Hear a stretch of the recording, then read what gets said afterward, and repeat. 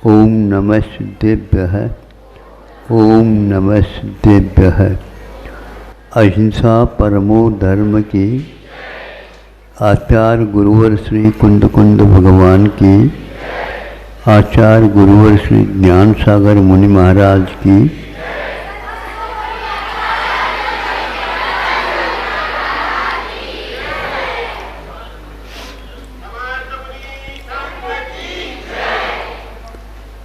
आप लोगों ने देखा होगा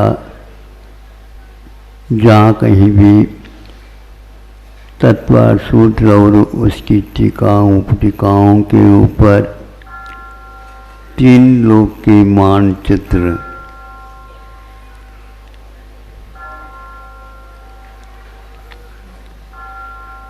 ऊपर मृदंग का आकार है,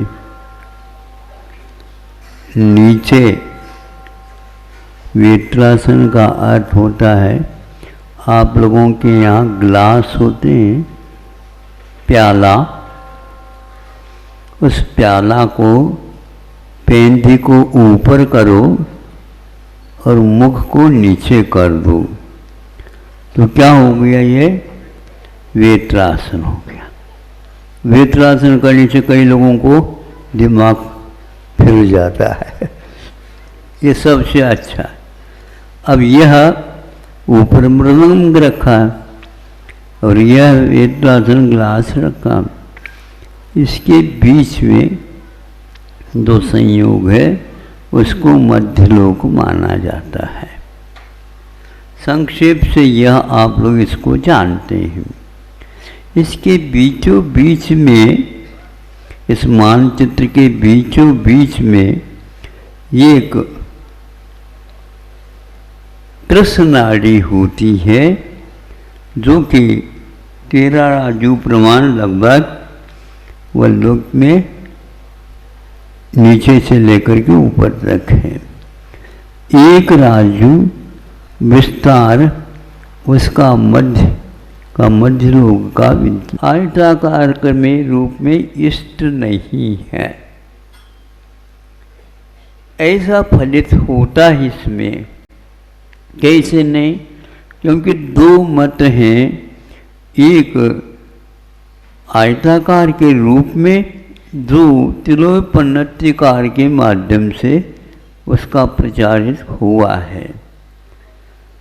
उनके पास भी कोई परंपरा तो अवश्य उनके गुरुओं की तो हुई, किंतु उमा स्वामी महाराज जी के इस रचना को वे आयताकार के रूप में ही प्रदर्शित करते हैं।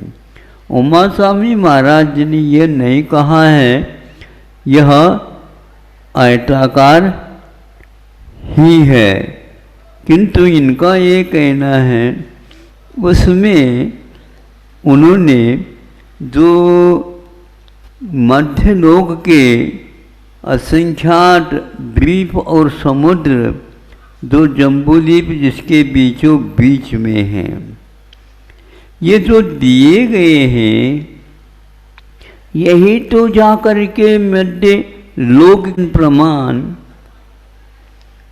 तो वह थाली का आकार है, वो वलयाकार नहीं, किंतु थाली का आकार है, तभी वह 1 लाख योजन प्रमाण विस्तार को लिए हुए रहेगा।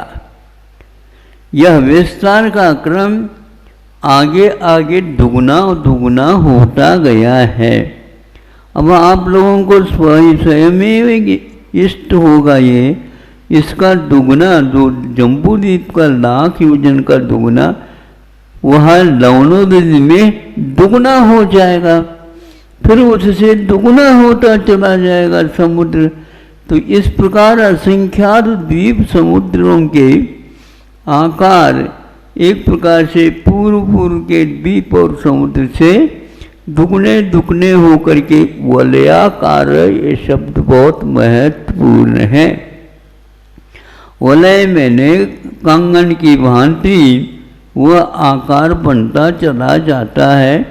अथवा आप लोगों के शुद्ध चक्र मंडल वगैरह मानते हैं ना, तो बीचों बीच में यंत्र रखते हैं, श्री जी को विराजमान करते हैं और वह वलय बनाता हुआ दुगुना दुगुना होता हुआ वह पूरा फैल जाता है। ऐसे ही मध्यलोक में द्वीप और समुद्र है।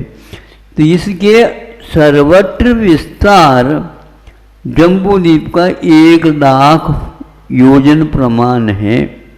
इसके बाद यह क्रम वलय के रूप में आ जाता है। उसमें कोई भी साधन नहीं बताया है कि वह वलय के स्थान पर, वर्तुल के स्थान पर आयताकार देने वाला कोई भी शेप, कोई भी आकार प्रकार वहाँ पर नहीं दिखता।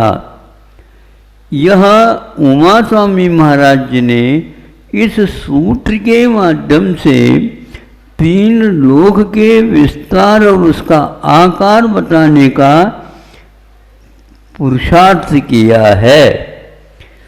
इससे स्पष्ट हो जाता है सर्वत्र जम्बूद्वीप में थाली का जो आकार है वो थाली बीच से लेकर के व्यास तक, परिधि तक आप खींचते चले जाओ, सर्वत्र वह एक ही नाप का आएगा। जो ही आप इसको आयताकार बनाएंगे तो वहाँ पर 10 बाय 20, 15 बाय 20 आदि आदि आकार आएगा। किंतु वलयाकार देखेंगे तो उसमें सर्वत्र 1,00,000 योजन प्रमाण होगा। ये थाली हो गए। फिर आगे आगे द्वीप समुद्र वलय के रूप में है, कंगन के रूप में है, तो उसके दुगना दुगना आकार बनता चला जाएगा। बाकी सर्वत्र जो वर्णन है बिल्कुल ठीक है। तो यह एक प्रकार से मध्यलोक की रचना में वर्तुल का निर्माण हो गया और वलय के आकार के रूप में बीच के द्वीप समुद्र हो गए। अब इसके नीचे जो वेत्रासन है उसकी ओर देखो तो यहीं पर जो आप बैठे हैं यह रत्न प्रभा रूप एक प्रकार से नरक भूमि है। यहाँ से बहुत पास है नरक में, थोड़े से नीचे गए नरक में चले जाएंगे, सावधानी रखो।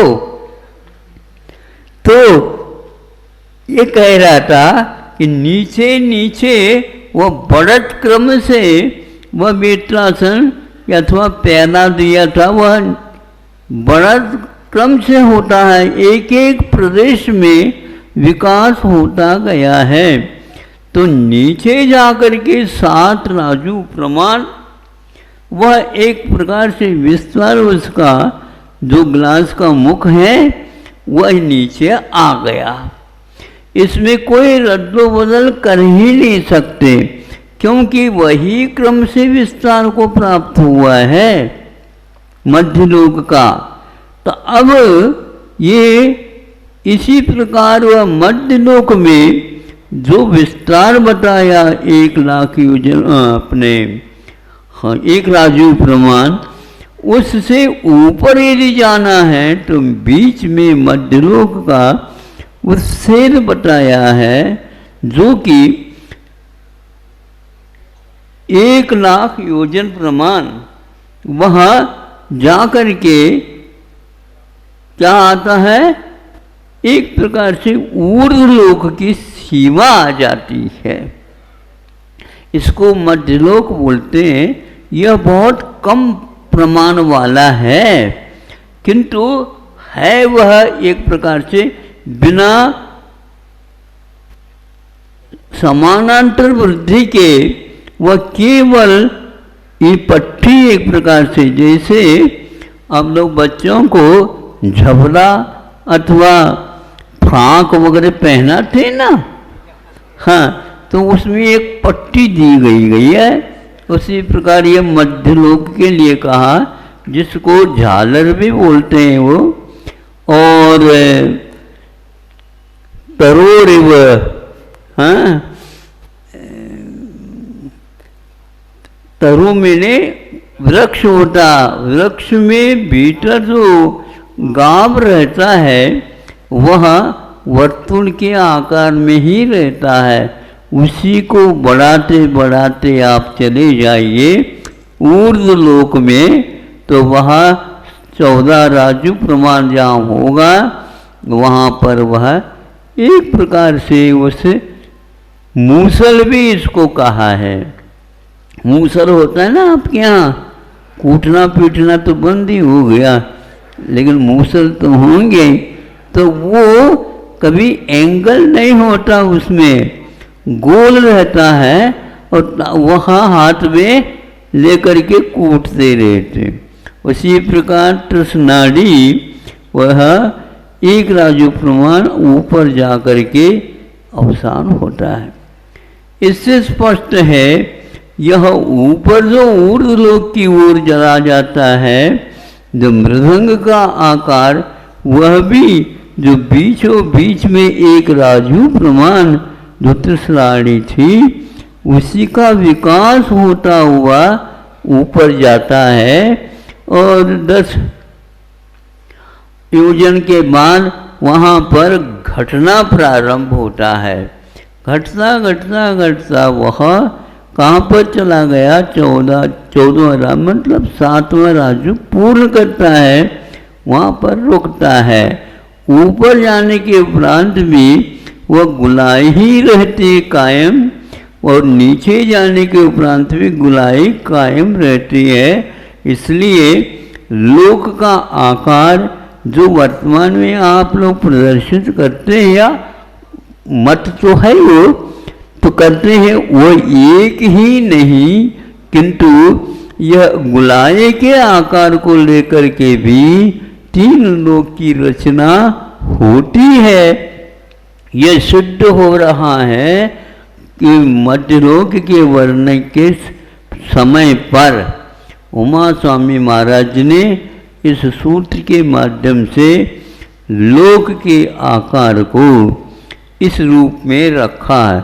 यह निराधार है ऐसा नहीं, किंतु यह इस सूत्र के माध्यम से फलितार्थ निकलता है। इसमें से कहीं भी 7 7 7 राजू, तो इसके घन करने से 343 राजू प्रमाण वह विस्तार 3 लोक का हो जाता है। किंतु उमा स्वामी महाराज के अनुसार इतना नहीं होता, ये फलितार्थ निकलता है। अकलंग देव ने अपनी टीका में, राजवार्तिक में टीका में इसका खुलासा किया है। उसके अनुसार यह एक पहले लैंप होते थे, आज होते हैं कि नहीं होते हैं बात पता नहीं, जो कांच का होता है वह ऊपर मृदंग के आकार जैसा होता है, नीचे वेत्रासन जैसा होता था। उस प्रकार आकार बनेगा। इस आकार को प्रदर्शित राजवार्तिकार ने किया है सर्वत्र ही शब्द देख करके। जहाँ जहाँ पर विकास क्रम होता है वह सर्वत्र उतना ही होता हुआ चला जाता है, एंगल में नहीं जाता। यह फलितार्थ है। आप लोग इस आकार के बारे में भी अच्छा अध्ययन कर सकते हैं, लेकिन जिस किसी किताब से नहीं, तत्पर सूत्र और उसकी टीकाएँ उपटीकाएँ के माध्यम से कर सकते हैं। और केवल 3 लोक के जो एक ही मात्र जो मानचित्र दिया जाता है वह एकांत हो जाता है। इसलिए हमें तत्वान सूत्र जब कभी भी मैं बोलता हूँ तो यही बोलना पड़ता है। हम इसमें से 343 राजू घन प्रमाण क्षेत्र को नहीं निकाल पाएंगे। अकलंग देव ने इसके लिए 6 संख्या को आगे थोड़े से रख करके और थोड़ा बना करके 3 स्थानों पर रख करके उसका जो क्षेत्र है 3 लोक का वह बहुत कम हो जाता है। यह भी एक लोक का मानचित्र है, क्योंकि तत्वासूत्र पढ़ने समय यह कोई भी वर्णन प्राय करके नहीं करते हैं, लेकिन उमा स्वामी महाराज जी की बात को भी गौर करना चाहिए। इतना ही मैं पर्याप्त समझता हूँ। आप लोग बहुत देर से बैठे हैं, क्योंकि पूजन भी कर चुके हैं और तत्पर सूत्र का विवेचन 3रा अध्याय का भी कर चुके हैं। अब यह भी थोड़ा सा छोटा सा वक्तव्य दे दिया है। अब आप इसके बारे में चाहे तो वह किताब है जो छपी चौथे भाग या 5वें भाग में प्रकाशन हुआ है, उसके साथ साथ यह उमा स्वामी महाराज जी का भी मानचित्र का जो आकार है वह छपा हुआ है, जहाँ तक मुझे स्मृति मिलती है। प्राय करके यह भारतीय ज्ञानपीठ वगैरह में प्रत्येक किताब के ऊपर इन किताब सर्वार्थ सिद्धि हो या राजवार्तिक हो और कोई वृत्ति हो, उनमें यही लिखते हैं। किंतु गुलाई का वर्णन हाँ इतना ही देते हैं, लेकिन गुलाई के आकार में भी है वह छपा हुआ है, आप देख सकते हैं। नई चीज़ नहीं है, यह 2 भेदों में इसका वर्णन किया। इसके साथ साथ और कहना चाहता हूँ कि सतगंगा आगमकार ने जहाँ कहीं भी 3 लोक का वर्णन के बारे में, वस्तुओं के तत्वों के बारे में, जीवों के आवागमन कर्म के बारे में, क्षेत्र है, स्पर्शन है आदि आदि का जो वर्णन किया है, उसमें भी उन्होंने घन शब्द का प्रयोग कहीं भी नहीं किया है। किंतु 5/14, 7/14, 6/14, 8/14, 12/14 इस प्रकार का ही स्पर्शन निकाला है, क्षेत्र को निकाला है। लोक समुद्घात जब केवली भगवान करते हैं लोकपूर्ण, तो उसमें भी इसी प्रकार का घटित किया, लेकिन उनने घन प्रमाण कहीं भी नहीं किया। तो घन इसका अर्थ यह है कि लोक के घन के बारे में जब हम सोचते हैं तो वह एक प्रमाण नहीं मिलता है, इसलिए उन्होंने इस विषय को इस ढंग से नहीं रखा। अहिंसा परमो धर्म की।